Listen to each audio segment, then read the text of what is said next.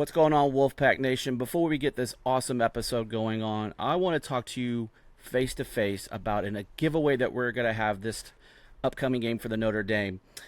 We've been asked a lot about tickets, and well, we've come through for you. I can confirm that we have 2 tickets and a parking pass for the Notre Dame game this upcoming Saturday, the NC State home opener. We're ready to give them away. So if this video gets 100 likes, we will pick one of our YouTube subscribers as the winner. I mean, that's that simple. There's no there's no tricks. We're not gonna put you on a mailing list. You're gonna get 2 tickets and a parking pass to the NC State game, free of charge. Again, free of charge. This is, easily $500 worth of awesomeness that we're gonna give to you. Again, free.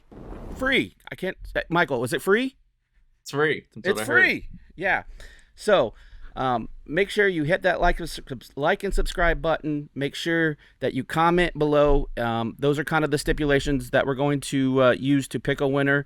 That way we know that you're a legit follower of Tuffy Talk. So, again, like, subscribe, hit that, and we're going to give you some tickets to NC State Notre Dame, and we appreciate you. All right. With that being said, we are going to get into this episode of the Notre Dame preview with Ben Belden of I think it's Under the Dome. Is that what it is? Or Inside? Oh, I've been a little bit of everywhere. I was so worried that I had to give these tickets away. That's okay. Hey, I'm kind of in. I'm a little bit in retirement, I guess you could kind of say. We're bringing you back off the bench. Right. I used to write a whole lot of places, podcast on my own, and that type of stuff. But I come out of retirement to be guests and that type of stuff. So I don't really, there's not really one place you can find me, I guess. Okay. All right. Well, we will make sure to get anything that you want us to plug, and we will make sure we put that in the description. So you get your due respect. But Ben, thank you so much for joining us. Absolutely. Excited to be here. Yeah, we're happy to have you. I just want to jump right in. We're NC State's coming off of a hard-fought 24-14 win over UConn last Thursday night, and I don't feel like you've had any kind of hard-fought games yet this year. Your first 2 contests against Navy over in Dublin was what's the word I'm saying? Lackluster from a Navy perspective. I don't know how much Notre Dame. I'm sure they enjoyed their trip over there, and then you guys had a game on Saturday, and I'm just blanking on who it was because you destroyed them so bad again. Tennessee State. I knew it was a state. Again, both games you've given up a total of 6 points, and you scored darn near 100 on your own. So just kind of give me your thoughts so far of the first 2 contests for Notre Dame. Yeah, I mean, I think you kind of hit the nail on the head. I mean, so far so good, but that's how it was supposed to go. I think let's test my math here. I think it's 98-6 is what Notre Dame's winning by on the season. I think that's what it was. Yeah. I went out on a limb there, but anyway, I trusted myself. High school math is hard. Yeah, for real. But in all seriousness, if you ask Notre Dame fans, they're like, well, that's nice. 42-3 was nice against Navy. 56-3 was nice against Tennessee State. If you ask some Notre Dame fans, they're like, no, it should have been better. Neither team should have scored. That's right. I mean, and I'm sure you guys hear that on your end with NC State fans as well. In all seriousness, I guess there's a little bit of credence to some of that. Notre Dame was giving up some chunk plays early in the Navy game. Navy missed a field goal. You get that with a triple option team. It took a little while for them to adjust to that type of stuff. Tennessee State moved the ball a little bit throughout the first quarter. It was only 7-3 at the end of the first quarter, and people were like, oh boy, here we go. And then, I actually tweeted, and I'll give myself a pat on the back for this, but I was like, you probably could have scripted that start against an FCS school, the week after you get back from another country. You got to imagine those college kids were behind the 8 ball in classes and all of that all week. And then you go play a game on Saturday against someone you're supposed to beat. You could have scripted a lackluster first quarter. But I said, I imagine Notre Dame's going to put on the burners here, and they did, and won 56-3. I think probably the biggest takeaway in general is just how good Sam Hartman has looked. And I know, like I say, the opponents haven't been great, but we've also seen other Notre Dame quarterbacks not named Sam Hartman struggle in those games, not look as good as Sam Hartman did against similar type of opponents. Let's put it that way. Sure. So I think if you're a Notre Dame fan right now, you're sitting here thinking like, okay, sweet. Like this is what it was supposed to look like. Like they were supposed to blow these teams out, but our quarterback looks darn good. And that's what everybody's really talking about right now. Yeah. I mean, it's like, you can only play who's on the schedule. So, and you did what you were supposed to do. So it's like, Right. it's not a high level competition, but for who it was, that was pretty much how it was supposed to go. Right. Yeah, and those games basically serve for you. For you, NC State didn't quite have that same luxury as almost like a preseason game, if you will, for the NFL, like an NFL type.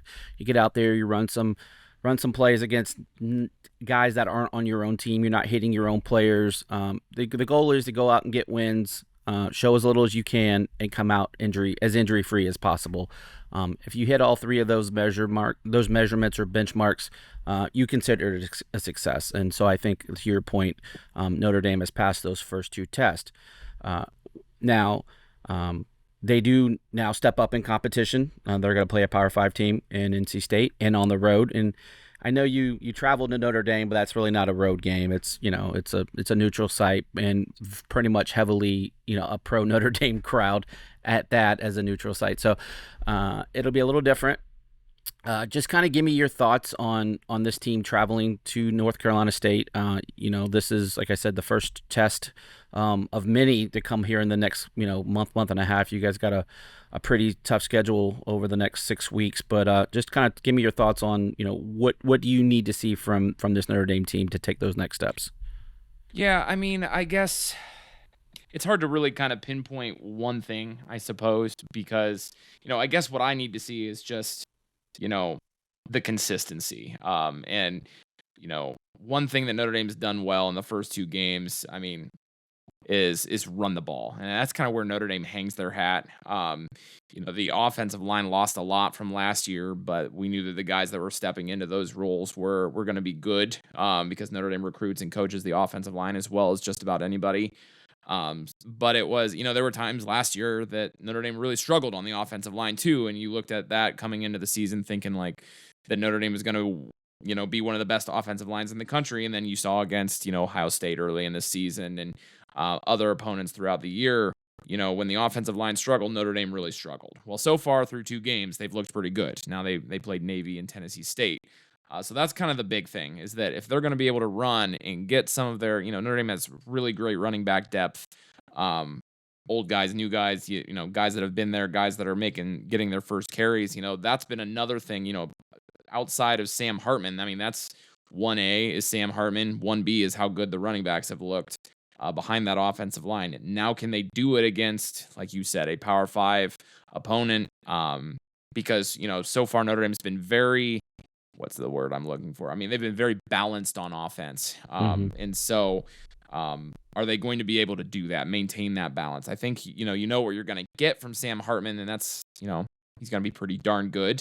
But he's less effective if there's no threat of the running game. So I think that's kind of the big thing right now is, can that offensive line that's relatively inexperienced at a couple of spots, 3 out of the 5 spots, are they going to be able to maintain that against a Power 5 opponent? Before we continue, I want to take a quick second to tell you about our sponsor, Flightland's Jessup Insurance Group, that has your whole world covered, with agents in 5 offices throughout eastern North Carolina to help you decide how much coverage you need, offering policies for home and auto, recreational vehicles, commercial, crop, health, life, and employee benefits. They are able to combine options to find a comprehensive solution that works for you. Flightland's Jessup protects the things you love so you can spend less time worrying and more time enjoying them. Find them on Facebook and Instagram at Flightland's Jessup. You can also visit their webpage at www.flightlandsjessup.com. So please make sure to go and check them out. Yeah, for me, I think you just kind of hit a couple points that I wanted to touch on, and I think that our keys to the game is your offensive line and our defensive line in the run game. I think other than we had, and I don't know if you had a chance to watch the Connecticut NC State game at all, but we got gashed on one really long run for 70 yards for a touchdown, or 71 yards. Other than that, I thought NC State played a really good run defense, and they typically do. They typically get to the ball really well, and they make a lot of their hay stopping the run. I think that's going to be a key for NC State. If we can stop the run and then get pressure on Sam Hartman from the defensive perspective, I think that sets State up to make a lot of money. Michael, kind of what are you thinking there? Yeah. I mean, that's obviously gonna be that. It's pretty straightforward. I mean, Mm-hmm. like Ben said, Notre Dame wants to run the ball. Yep. I that is definitely a concern. After UConn, they hit a couple big runs, but we didn't have Savion Jackson, who by all accounts is probably the best out of the three defensive linemen at run defense. Right. So fingers crossed we get him back for Saturday. If he's back, I feel okay about it. But Notre Dame's, I mean, that their offensive line is going to be a tough test. Yeah, I mean, they definitely have a couple of NFL prospects on that O line. They always do, yeah. Yeah, always do. Yeah, Ben hit that on the head. Oh. That that's where they like to do their thing. But yeah, for us, this is a reunion of sorts. Seeing Sam Hartman again, still wearing a gold helmet, albeit a different shade, and not having a WF on the side of it. But he's definitely no stranger coming to Carter Finley. Some of the stats that I've seen is, again, this is with the Wake Forest mesh offense. Is State has, I don't know if I would say had his number, but they've held their own against him. This is a Sam Hartman that I like to come back to this stat that, he had 6 turnovers personally last year against Louisville. So he can turn the ball over, if pressured. So I think that's the key. If we somehow, our cornerbacks can cover, and we can just, stop that run and get Notre Dame into long situations, I think that gives us a really good chance. Ben, just kind of talk to me a little bit about, we talked about the run game, but about the wide receivers, and Sam has had some nice games throwing the ball. And again, we keep coming back to that Navy Tennessee State comparison, so it's really hard to get a good gauge on it. What do your eyes tell you when you look at that from a technique standpoint? Well, I guess what I would say is, and you kind of mentioned like the Wake Forest mesh offense. One of the bigger talking points, Notre Dame critics, Notre Dame fans, to be honest with you, had this talking point, had this, I don't know, apprehension, I guess, is how does Sam Hartman do when it's not read option RPO every play? Can he sit back there and can he read everything? Can he do those types of things in a more traditional pro style, I guess I'll kind of call it, although I don't know that I would make the argument that Notre Dame's offense is real pro style, but more of a pro style type of an offense than what Wake Forest had. And I mean, I think so far so good. Like I'm looking at Sam's stats right now. I mean, he's 33 for 40, 445 yards. He didn't play the second half against Tennessee State. That's pretty good. I don't have the stat prepared, but other smarter Notre Dame people than I have, when he's been blitzed like 15 times this season, and is 14 for 15 against the blitz. Again, it's Navy and Tennessee State. I get that. You can pretty much say everything that I say with that caveat, but sure. But I mean, you break down the film, you watch some of the things he's throwing guys, there's a clip going around where it's pretty obvious he can't see his receiver in one instance against Tennessee State, but he knows where he's going to, and he just puts the ball right into the window and the receiver runs into it. That was, speaking of receiver, and I know you kind of alluded to this. I mean, like that was probably Notre Dame's biggest question mark, especially on the offensive side of the football. Coming into this year was like, who in the heck is going to catch the passes? Because they didn't really have a lot back. And the guys that they had back were, not proven at the very least. Got some snaps, but just not consistently proven. So far, he's made those guys look good. I mean, they've Jaden Greathouse, true freshman, caught 2 touchdowns against Navy. Jaden Thomas, who is probably the most proven guy, has 8 receptions, 125 yards over a couple games. Chris Tyree, recruited as a running back, is kind of playing like that slot role now. Has looked like a receiver, to be quite honest with you. So, so far so good. Like I say, you said it. It's really hard to tell, but like the things that we thought as Notre Dame fans coming into the season, like, oh boy, like I'm worried about this, haven't shown a reason to be worried about yet. Now, Right. could that change when Power 5 opponents start rolling in and we start rolling into Power 5 opponents? Absolutely. But, I mean, right now they've, Sam Hartman and his receivers have left not much room for doubt yet. Let's put it that way. Sure. Yeah. From a state perspective, again, we've only played the one game against Connecticut, and that was Thursday. I would probably like to have had another game before this game, another tune-up, if you will, just to kind of work out some of the things that I think that state needs to work on. Some of the things that I think that state needs to work on is short yardage running, maybe catching the ball a little bit better. We had some drops, just some of the timing with Brennan Armstrong, and I think Brennan had a great game, but he probably missed 3 or 4 passes that he could have had. And then just a little bit more run discipline as far as the defensive line. Michael mentioned it earlier. I think if Savion Jackson is there, he probably holds that line or holds the edge, and they don't get outside and get that big run. Michael, for you, what are some things that, maybe you could piggyback on, I think something that I said or what you see that, state needs to kind of step up and do to kind of match some of the things that Notre Dame will be presenting to us? Yeah, I mean, I'll be interested to see how the Notre Dame defense plays Brennan Armstrong, because UConn pretty much was content on they were going to drop their safeties deep. Mm-hmm. They weren't going to allow any deep passes, which to their credit, they didn't, but that's because they were just like, they were 15 to 20 yards off the ball from the snap. So we just took a lot of underneath stuff. I don't see Notre Dame doing that, because it seemed like UConn, that was their strategy. They knew they were going to be outmatched from a talent perspective, so they're just like, we weren't going to let anything deep. But for me, it's going to be how Brennan Armstrong responds to how Notre Dame plays him in the passing game, and if he can be a little more patient, letting the plays develop, because he said it in his post-game interviews after that UConn game that he probably took off a little earlier than he needed to run. And I think that's just being the first game with a new team, new offense. He knew, he trusted his feet. But I think and like I said, he admitted himself, he needs to kind of trust the line more and let the plays develop a little more. So, that's one thing I'm definitely interested to see how that plays out. Yeah, Ben, anything there you kind of want to rebuttal or just kind of dive deeper into?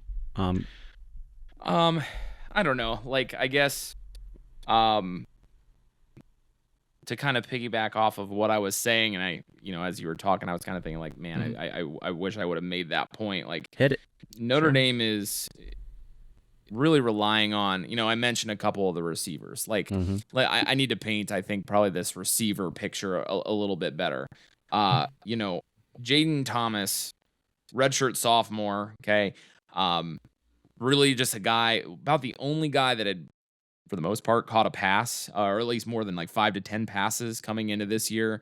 Tobias Merriweather is a guy that, Notre Dame fans have been waiting to break out. Sort of seemed like as a true freshman last year, you'd see a glimpse. He had a big touchdown in a game mid-season, and then you just didn't see him for a while. And it's like, man, these wide receivers are not producing, and most of these receivers that we're talking about are not at Notre Dame anymore. Why is Tobias Merriweather not playing? Well, he still only caught a handful of passes.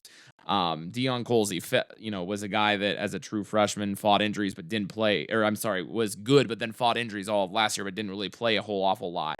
Notre Dame loses Michael Mayer to the NFL. I mean, he was their best receiver at tight end.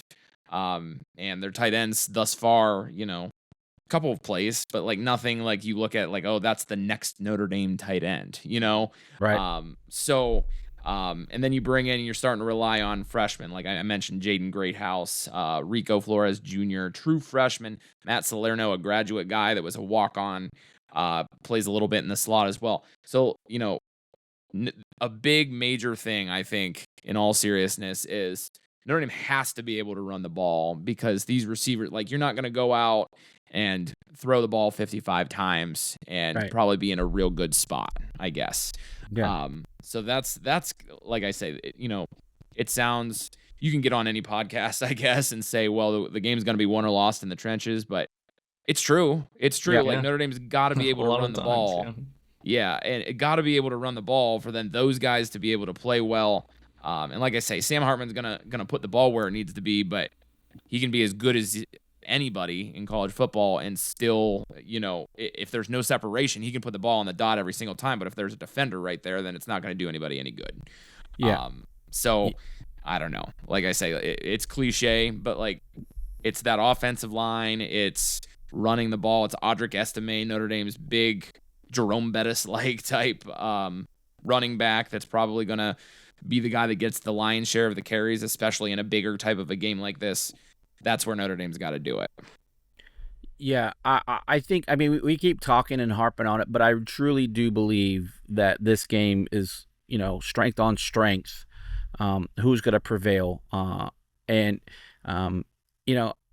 I had to say one unit was stronger than the other, I think our corners, our secondary is probably the biggest strength, though we've got some really strong linemen, and so if we can steal, if you will, some tackles, some TFLs, some 1, 2, 3, 4 yard gains, and put you guys in more in a passing situation, and then potentially dial up some blitzes, which we didn't really do a lot against UConn last week. I think we only probably blitzed, Michael, correct me if I'm wrong, maybe 2 or 3 times. Like really brought the pressure.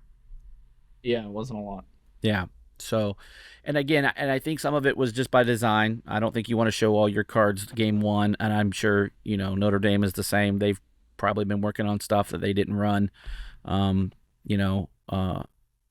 for state, and then you run some plays just to put it on film too. And I think Notre Dame's probably done a little bit of that, just something that state has to be aware of. But I am curious to see how Notre Dame, obviously they're not going to be intimidated by the environment. That's not really a thing, though. I do think a noon kick plays into Notre Dame's advantage, even with it being a sellout for NC State. I would have loved to seen this as a 3:30 or even an early evening kick to get, as I like to say, the state fans sauced up and ready for the game. But I still think it's going to be a pretty electric environment. I guess, Ben, what does just trying to think of how to say this. If I gave you a number, if Sam throws, say, 250 yards, 2 touchdowns, 2 interceptions, do you think you guys win or lose the game? And I know there's other things involved in that. You could run for 500 yards, but right. But just a line like that. Like, what would you say? Would that be like? Would you be concerned? Not terribly. The concerning part would be the 2 interceptions, obviously. Sure. Twos. I guess it depends when and where too. Sure, obviously, like course. you said, there's a whole lot of variables you can throw there. But in general, to answer your question, can Notre Dame survive 1 or 2 interceptions? Yeah, probably. If he only throws for 250 yards, I gotta think that means that they ran it pretty well. Right. So that's kind of that would be what I would say is that, if that's the line and he threw for 250 and they scored twice in the air, and that probably means they ran for at least 150, 200 on the ground and scored a time or 2 there, I'd say, yeah, that's probably a recipe for Notre Dame to win. Now, if he throws those 2 interceptions deep in his own territory and right. One's a pick 6 or whatever, then you start talking a different story. But yeah, I think, like I say, I'll sound like a broken record here, forgive me, but we don't want to go in as much as, we love Sam Hartman right now after 2 games. We still don't want him to go and have to throw it 50 times. That's probably not a recipe for, for things going real well. You throw it 50 times, that means you got behind, you had to make a comeback, whatever the situation. You couldn't run the ball at all. Right. All of those things are bad for Notre Dame. Yeah. Michael, you got anything? No, I agree with Ben. if Sam Hartman's throwing the ball a lot, I feel good about our chances, especially with his history and Carter Finley kind of against Tony Gibson's defense. He hasn't been that great. So if he's throwing the ball a lot, I like our chances. Yeah, I would say I would agree with that statement as well. If with Ben, if Sam Hartman throws 40 plus times, I definitely like our chances. And if he's throwing 40 plus times, I can almost say that he's going to have at least 1 or 2 interceptions. Just statistically, that's how it bores out with him. Again, especially if we can get pressure. I think the key is just getting him in his face and making him uncomfortable as much as we can. And we have to figure out a way to stop the running game. And I think we've only played a handful of times. I think this will be the 4th time we've ever played each other. The 2nd time in Carter Finley, and we all remember the last time these two teams played at Carter Finley. It wasn't a pretty sight. I think my shoes are still wet from that game. But Brian Kelly is gone. So yes, he did. He was dang to throw that thing 40 times that day in a hurricane, and I thank him. Yeah. But where I was going with that, other than that game, Notre Dame has always put an emphasis on running. From even back in the day when you guys run the triple option. You've got a long history of running backs and great offensive linemen, and that tradition hasn't changed. And I don't think the DNA of Notre Dame has changed even as the game has changed. So it's going to be a real challenge in that aspect. And so I think that's a good pausing spot here for part 1. I think in part 2, I want to kind of flip it, talk some NC State offense against Notre Dame's defense, some keys there.